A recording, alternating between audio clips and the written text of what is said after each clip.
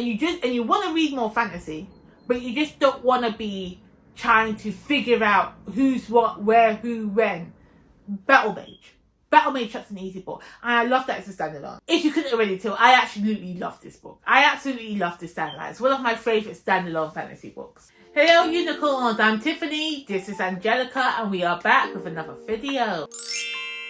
Now, if you didn't already know, this video, we are going to do a book review on BattleMage.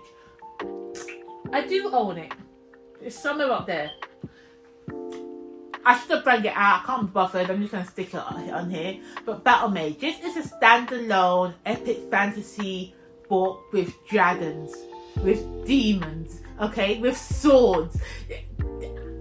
Dragons, keywords here, keywords. Okay, now before I start this review, before I get into it, I just want to say a big thank you to Peter Flannery for giving us such a cohesive epic fantasy story in one single volume. The arcs, the exposition, the plot line were so interconnected and they accumulated into such an epic battle at the end. It was so satisfying. Now the characters in this book, they were your typical fantasy archetypes. You have the orphan boy, you have the orphan who's the chosen destined hero, you have the side best friend character, the mentor character. I mean, you have the typical architectural characters seen in fantasy, but again, instead of having a king, you have a queen. You know, it's great. And the pacing was just to my liking. You had action scenes that were just bang, bang, bang, go get them. Then you had the quieter, the training sequence, the montages that gets you through the story. Then you had a little bit of hints of romance in there. You know, will they or won't they? Just a little bit of a sprinkle on it. It was great. I just felt like all of these elements weaved together made an excellent story. So let me tell you what the story is about. So our main character's name is Falco. Now he is living in a remote village near the mountains, I think. Can't remember. But anyway, we have Falco. He's a weakling. He's a sickly boy. He suffers from, I don't know, some type of breathing problem. And everybody in his small town hates him, despises him. Because his father was a dragon rider who went crazy and killed a whole bunch of people. He turned mad. Now in this book, obviously you've got dragon riders. Now the dragons come in different colours, but every dragon over some time, every dragon is gonna turn black. Now once your dragon turns black, you're meant to kill the dragon. But Falco's daddy, his dragon turned black. And instead of killing the dragon, it sided with the dragon and went mad with it and started to kill a bunch of people. And because of this reason, Falco, who has now become an orphan, I don't know what happened to his mama. I don't know what happened to the mom. But Falco is now living in this village and is, what's the word I'm looking for? And is being targeted. He's being blamed for the sins of his father. And so that's what, and we follow Falco's story in this book. But however, this world, the whole world at large is plagued by demons, a demon excursion, and it's been going on for 400 plus years. And that is why these people call dragons from whatever realm they live in. They have to call them to come to help them fight these demons. And the only people that can stand up to these demons is what is known as a battle mage. These are people trained to ride on dragons and to defend against the possession from the demons that are running rampant, taking over people's lives. Okay, already I'm intrigued, I'm invested. Demons and dragons, I told you, they are my key phrases. I love it already. As I said, so the world building, it's a typical fantasy world building. But what kind of, a little, I don't know, it didn't annoy me as much, but after discussing it with some people, many of the world building elements, the words used, are based on French words, or they are French words. I'm not a French speaker, I didn't pick up on this. So when I read these words, I just thought, oh, it's made up words, or it's just, it sounds French, but it's not French. They're French words, and it's heavily influenced in this book. Now, that may be annoying to you if you're acquainted with the French language. I wasn't, I looked past it, it was fine. But in this world, we have different regions on the continent.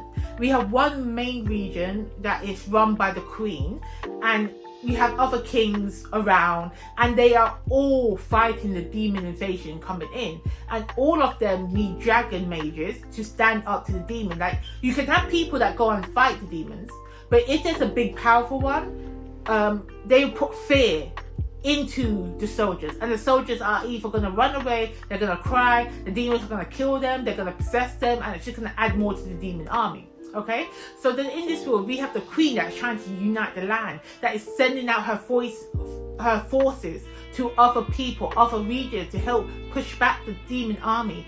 But the other kingdoms, the other queendoms, they are just like, you know what, no, we're gonna secure our borders and protect our people. You care about your people. If you want to send people to me, that's fine. I'm not asking you to. You do what you want to do. So that's why we don't have the humans. They're not unified. But the demons, obviously, they have a master. And so that's what's happening. Now, what I liked about the world building, the history, is the story, the back history we have on the dragons. Because as I said, the dragons are not from this land. They have to go, so once you are trained to be a battle mage, once you have gone through the test of trials and tribulation, you have to go up to this mountain, to this peak, and call a dragon to you. Now, I've just finished watching House of the Dragon, and in the scene where Rhaenyra is calling the dragon, and I show you in this scene where she's calling the dragon to come down to pick a rider, that's what I imagine. It's described exactly like that. I don't care. I don't care if you go and quote me on it.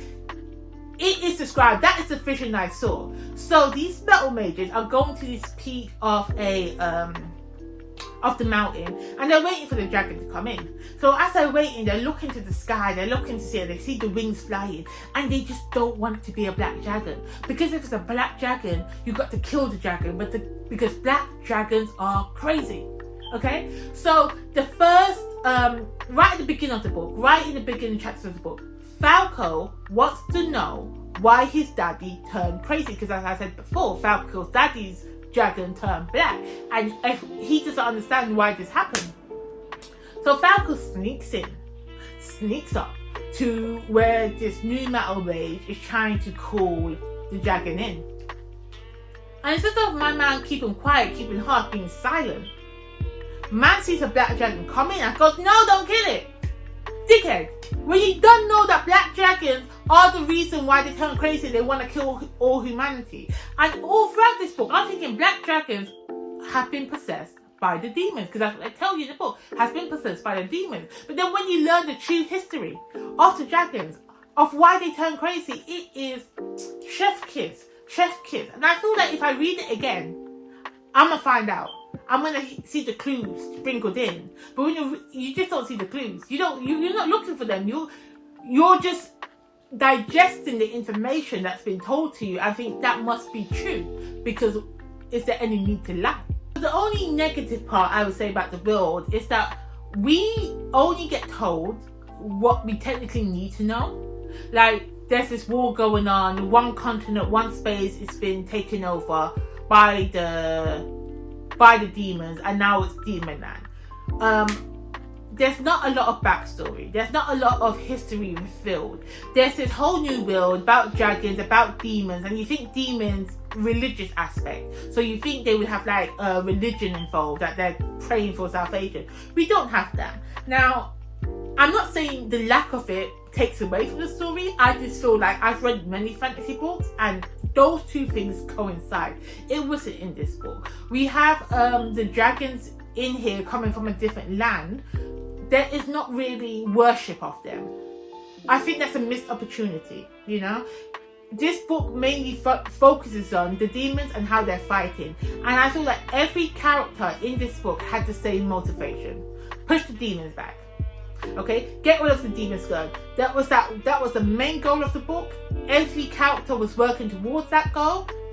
Nothing wrong with that, but there wasn't enough nuance for me, because if everybody's working towards the goal, I felt like, yeah, obviously you're gonna succeed. There wasn't any there was internal struggles, especially with Falco's character. He wanted to know what happened to his dad, but for every other character, there wasn't any other motivation for them.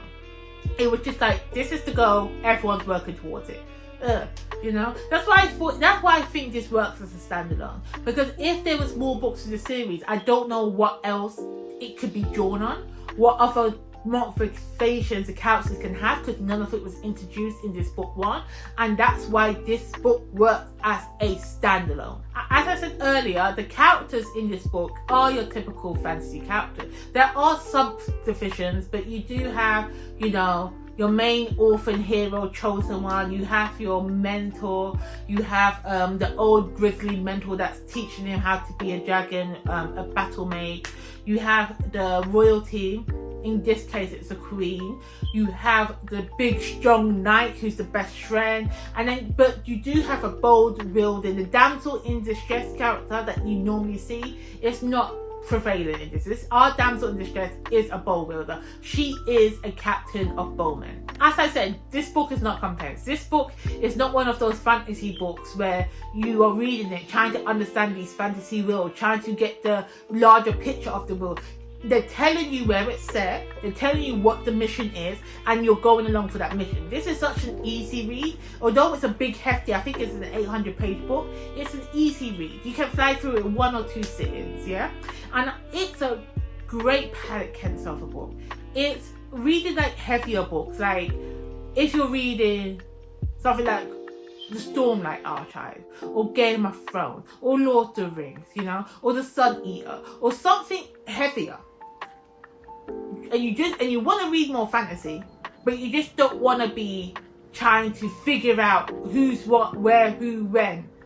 Battlemage is an easy book, and I love that it's a standalone. Now, I have to say, the worst part of this experience for me, because I read it physically, then I listened to the audio. The audio book was terrible. The audio production value brought this book down for me, because if in the audio book you're gonna say someone shouting, I want to hear that author shout, not even loud, like shout and scare me. But why was he saying? What did he say? He was saying something like, we're going to, like, they're saying we're going to war, but he's like, we're going to war. Like, his voice was raspy, like he needed water. So I'm thinking man is whispering, like man is shouting in the book. But other he goes, we're going to war. And then the text says he shouted. That wasn't a shout, mate. That wasn't a shout. If you're talking at a standard volume, that's saying, oh, Falco gathered the crew, and then he's Falco gathered the crew and stood around them, looking at his people then, and then we're going to war. He shouted. No, it doesn't work. I feel like if you're gonna ingest this book, take up everything you needed, reading it is the best way, because the audio book was not it. Okay, so to conclude, I did say some negative parts, but this book to me, I loved it. So this book is a mix between Between M.L. Spencer's Dragon Mage mixed with Rage of Dragons by Evan Winter. If you just put those two books together, I think you get Dragon Mage. No, it's not called Dragon Mage. I think you get Battle Mage. Now, although I did feel like this was an introduction to a larger story, it does stand on its own. And I'm happy. I'm happy if this was the only installment we got from this series. I was quite content.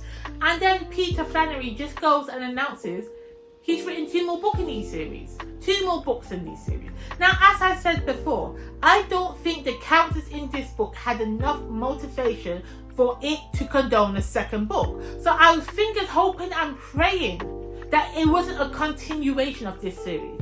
But well done, Peter Flannery, because you did not do a sequel. What we have is a prequel. We had Aquila.